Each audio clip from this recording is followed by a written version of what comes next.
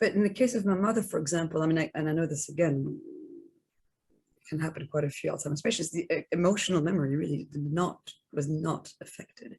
So there was, again, we talked about the core self, that there was this still a state of presence till the very end.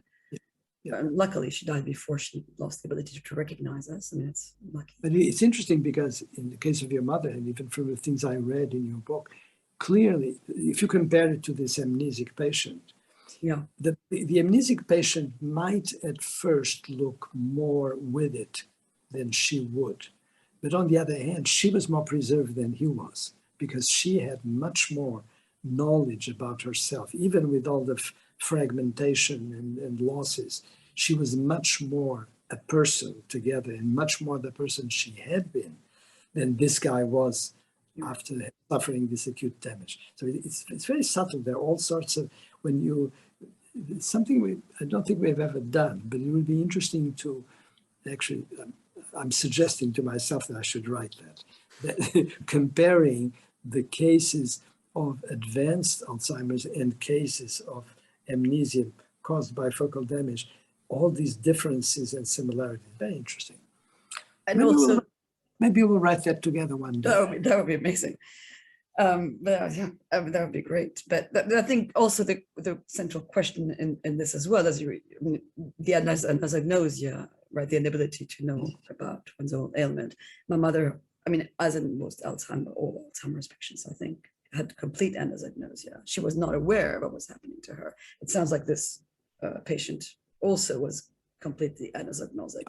So this is how is this happening as well?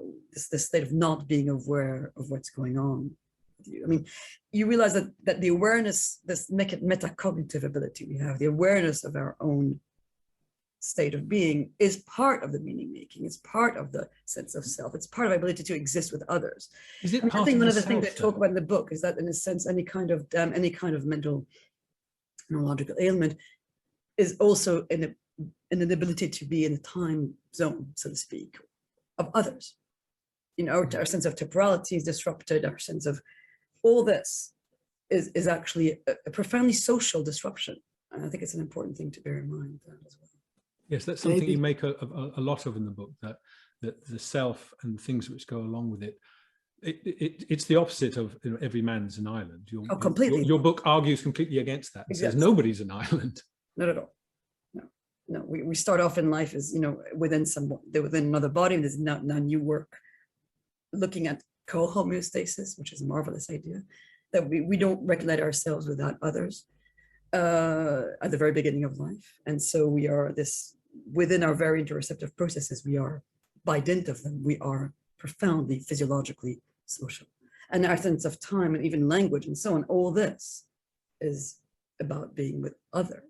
So anosognosia is a disturbance, in a sense, is when that happens, when the person's no longer aware of what's wrong.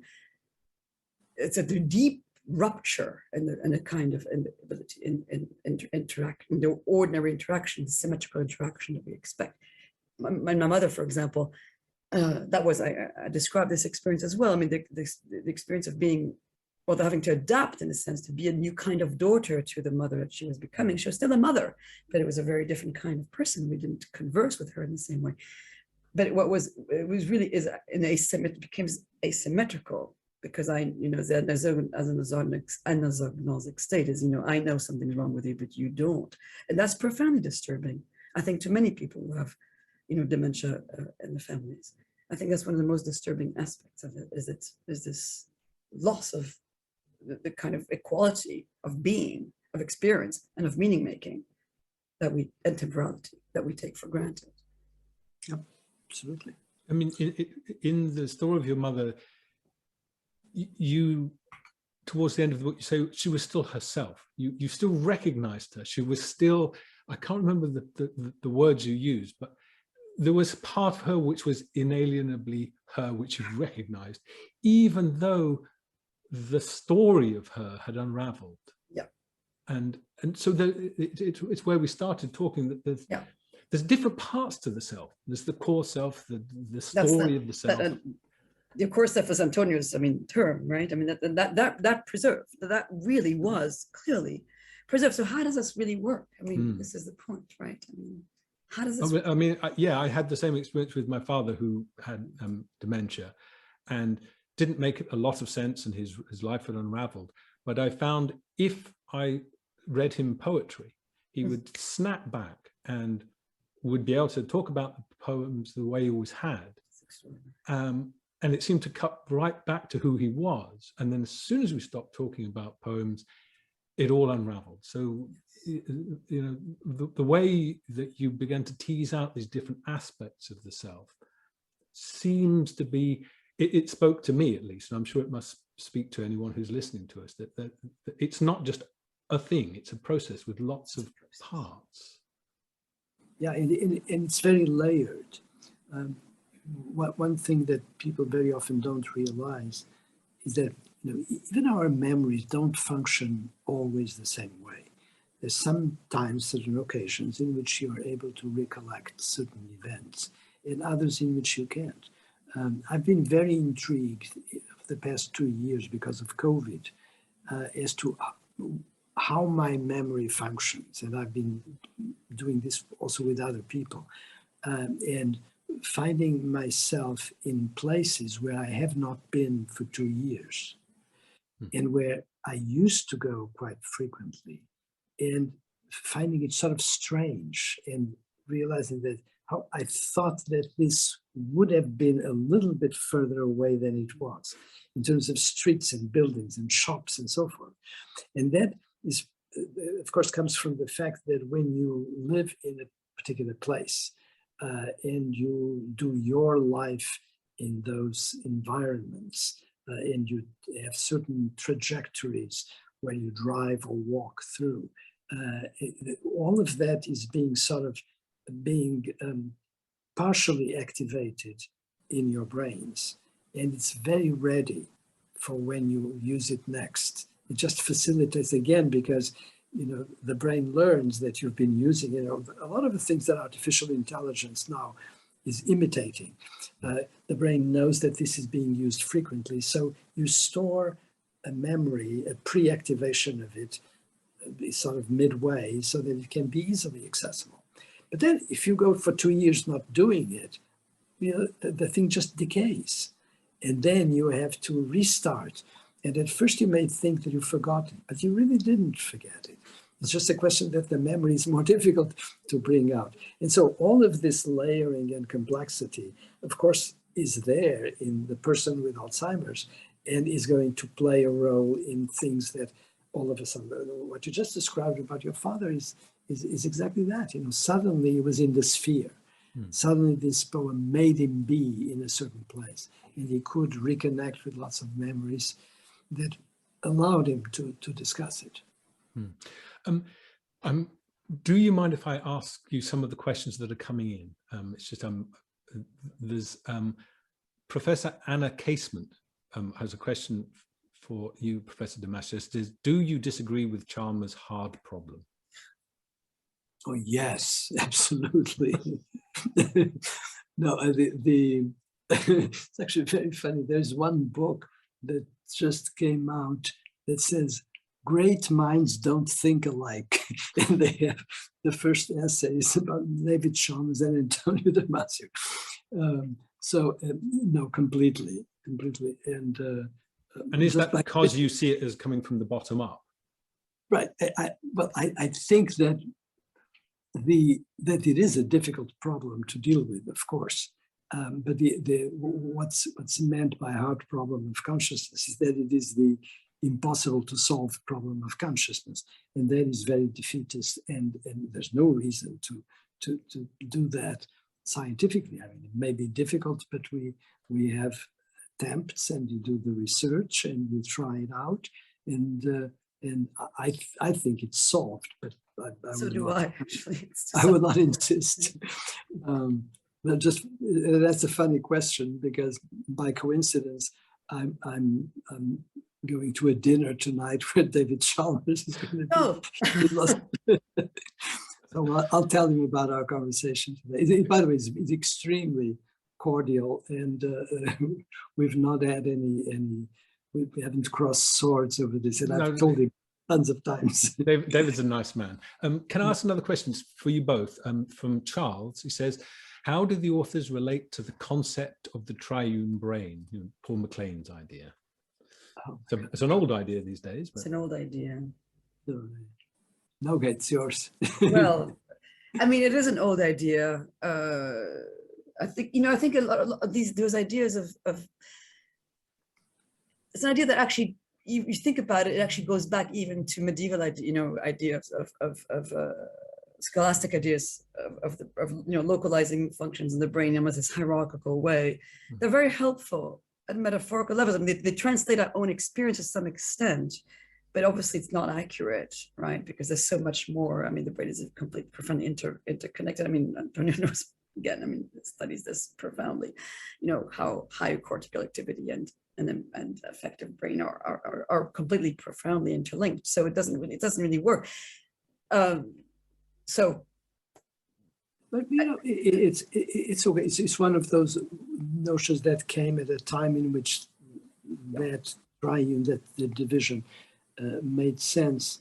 Things that can be helpful for a time, and then after a while, there's not a tremendous amount of help. But there's certainly a fact that when you look at the brain, the regions of the brain that are primarily concerned with certain levels of processing are very different.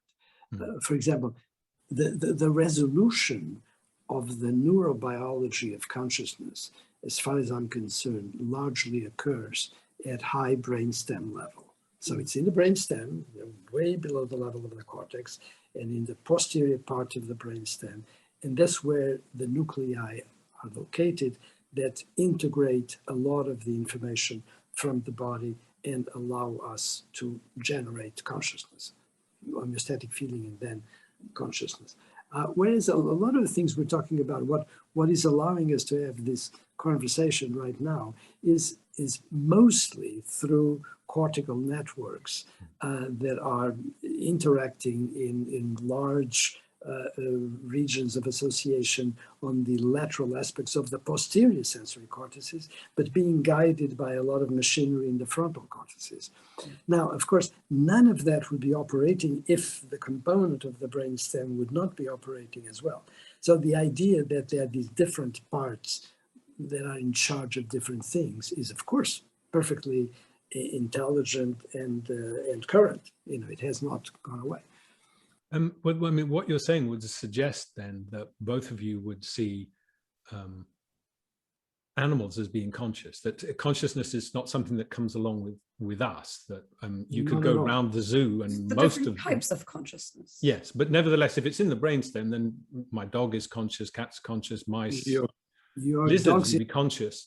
There's a different kind of consciousness, right? I mean, there's human consciousness, there's beetle consciousness. I mean, there's different. Well, maybe the consciousness is always the same, but I'm not sure that my dog has a self. I don't know. Maybe he does. What do you think? But your dog has a self. Does he? Has it? Okay. I haven't met your dog, but I think. Well, I mean, it looks like he has a self, but I still believe humans have this weird capacity for metacognition. We can discourse, we have this verbal, this conceptualization, this verbal, this abstract thought on all that, you know, and artistic, which is this weird need to represent ourselves, to think about ourselves that other animals just don't do.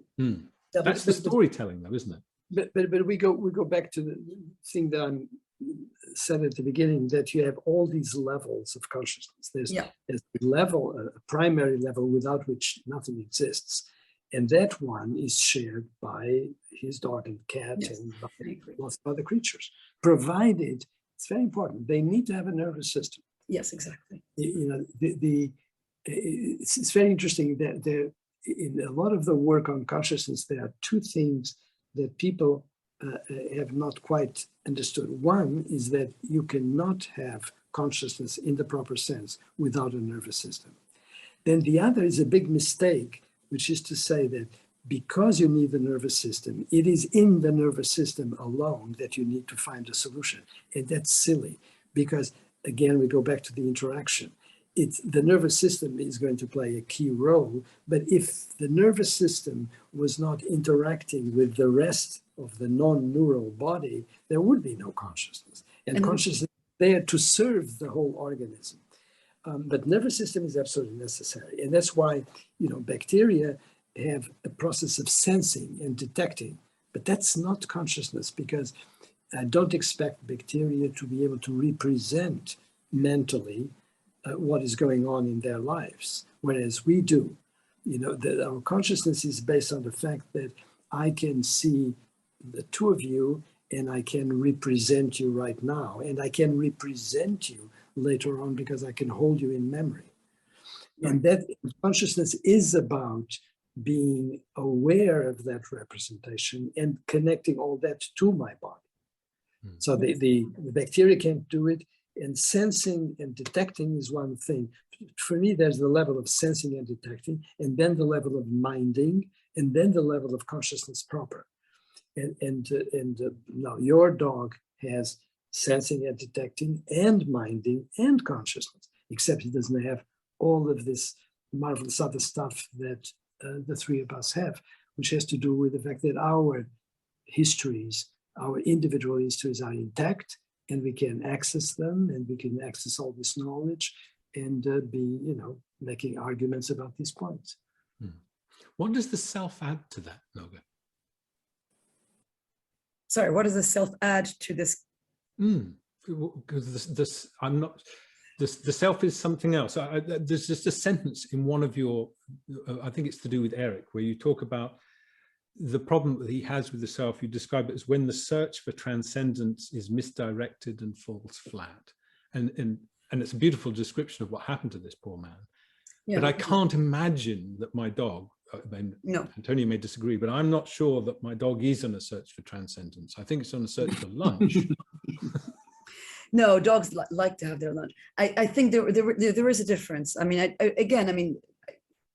and I completely agree with this. We have this, whatever characterizes our capacity for meta-representation, meaning making, is evolved out of biological processes that are present in all other animals, and that with a nervous system. Yes, and this idea that sense perception plus mental representation, and all this, in a sense, centralized by feeling, by the processes involved in feeling, without which there would be nothing, probably. So all this, but the metacognitive aspect of humans, I still think is kind of very hard to understand. How is it we're capable of making sense verbally? And in the case of this Eric, yes, who really was psychotic in the sense that he was had these delusions of guilt and of all sorts of completely misdirected self-representation and completely broken relation to the rest of the world. So whatever happened to him certainly can be explained again by physiological processes that are very complex and can be accounted for with all these theories. But at the same time, whatever happened to his self-representation, I don't really know in a way. I mean, he still existed as a human being. It's not as if he'd become a, and I think that this is, it is difficult to understand really what's going on with somebody who's become psychotic, what kind of a person he is. This is where I asked myself, I remember very clearly, and I wrote it in the book, this question, just, there's the brain, there's the person, and there's the mind. The brain, the patient, and the person. What order does this come, in a sense? What are you looking at when you have somebody like that, Eric, in front of you? You're looking at his brain, you're looking at the person, looking at the patient.